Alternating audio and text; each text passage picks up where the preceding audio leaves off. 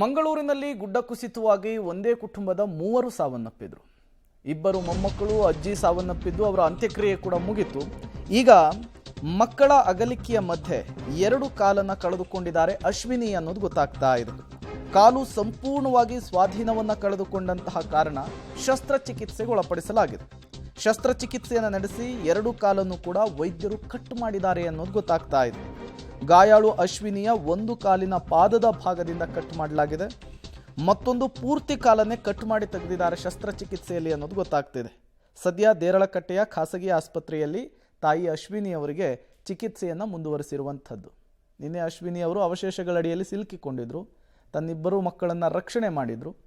ಅವರನ್ನು ತುಂಬ ಸುರಕ್ಷಿತವಾಗಿ ಹೊರತೆಗೆಯುವಂತಹ ಕೆಲಸ ಆಯಿತು. ತತ್ಕ್ಷಣಕ್ಕೆ ಆಸ್ಪತ್ರೆಗೆ ಶಿಫ್ಟ್ ಮಾಡಿದ್ದು. 9 ಗಂಟೆಗಳ ಕಾಲ ಅವರು ಅವಶೇಷಗಳಡಿಯಲ್ಲಿ ಸಿಲುಕಿಕೊಂಡಿದ್ದು. ಈಗ ಅವರಿಗೆ ಆಪರೇಷನ್ ಆಗಿದೆ ಅನ್ನೋದು ಗೊತ್ತಾಗಿದೆ.